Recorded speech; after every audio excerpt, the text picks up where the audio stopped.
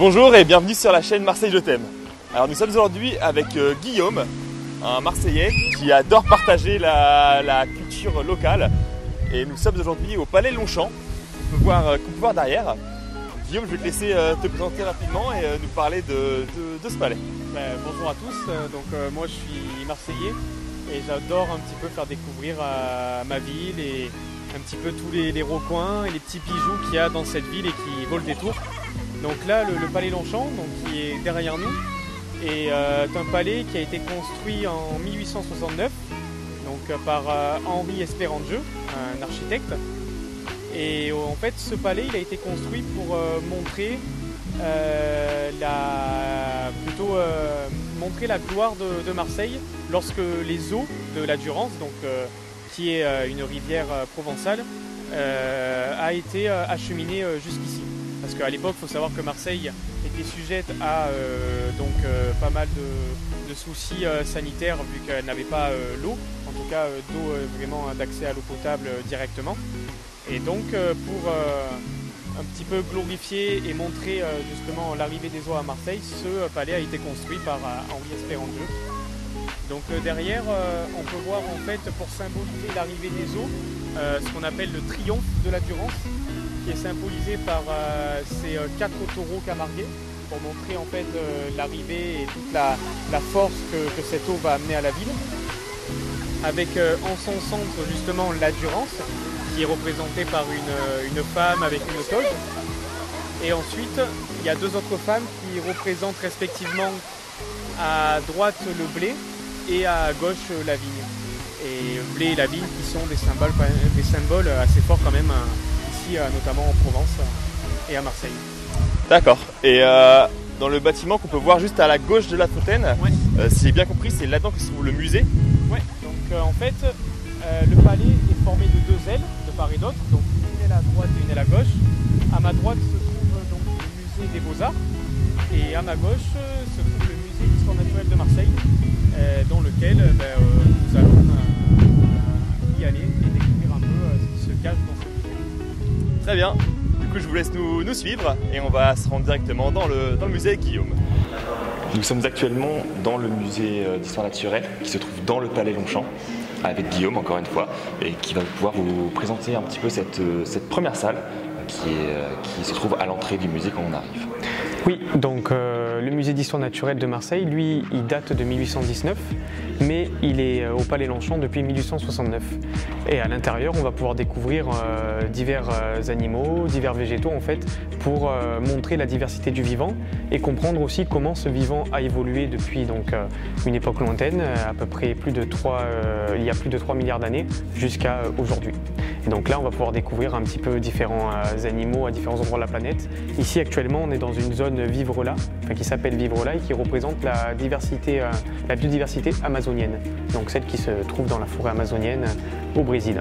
Donc on peut voir ici un ensemble de différents spécimens d'oiseaux, mais aussi d'autres animaux tels que des mammifères comme les pécaris ou alors des reptiles comme les boas.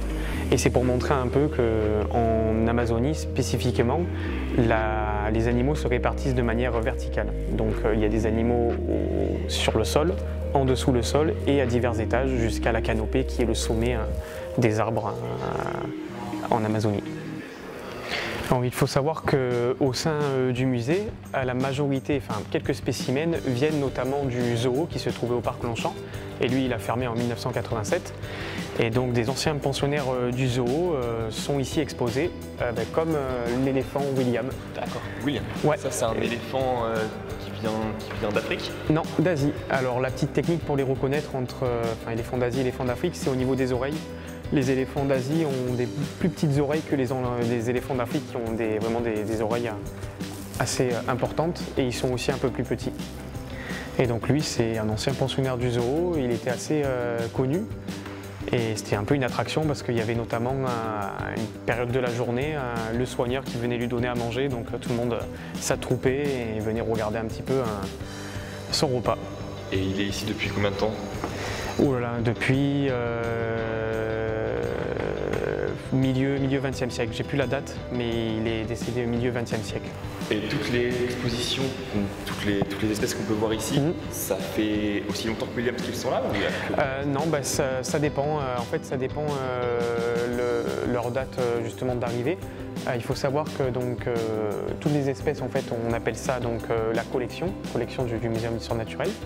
Et ces collections, en fait, elles peuvent venir soit par des donateurs qui se sont faits au fur et à mesure que des personnes avaient envie de donner des espèces, ou sinon lorsque des douanes justement récupèrent des animaux, notamment sauvages ou enfin, n'importe quel type d'animaux mais morts, les musées peuvent les reprendre et les naturaliser pour ensuite les mettre dans des collections. Ensuite, lorsqu'il y a des expositions, on va dire précises sur un thème ou un sujet, et que le musée n'a pas certaines collections pour bien réaliser son exposition, elle va demander à d'autres musées un peu si elle peut prêter en fait, si elle peut être un peu prêtée.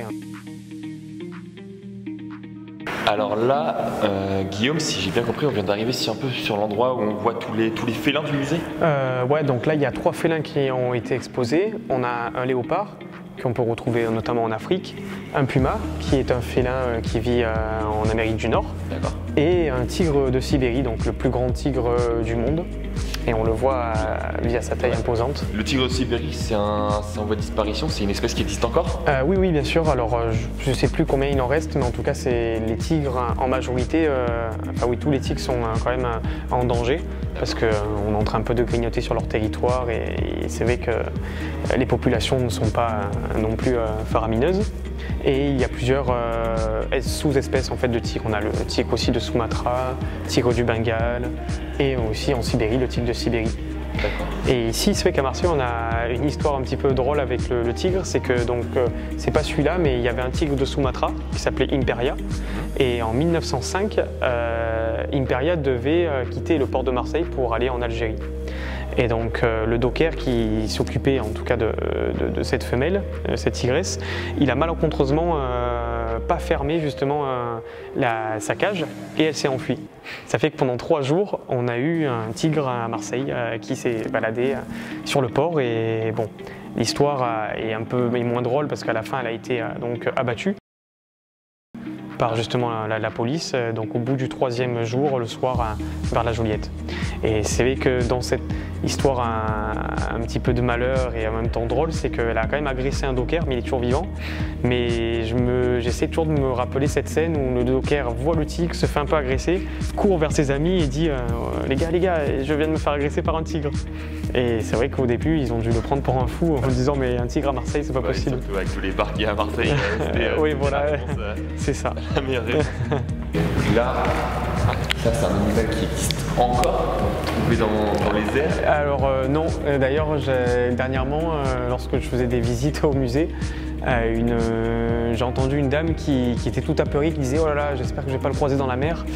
Et donc je me suis approché, je lui ai dit qu'elle n'avait pas à s'inquiéter parce que ça c'est donc un reptile marin, ça ressemble à un dinosaure, ça vivait à l'époque des dinosaures mais c'est pas un dinosaure, ça se rapproche plus du lézard que du dinosaure. Et donc lui, c'est ce qu'on appelle un mosasaure et ça vivait donc au Crétacé, il y a plus de 60 millions d'années. On arrive maintenant à la fin de cette superbe visite guidée qui était super intéressante. Je tiens à te remercier Guillaume pour ces informations et cette connaissance. Merci à vous. Vous allez tous en apprendre plus sur les musées, que ça va vous donner envie de venir visiter. Surtout, donc dès qu'il y a la fin du Covid. Je tiens à vous remercier d'avoir regardé cette vidéo. À très bientôt sur la chaîne Marseille Je t'aime.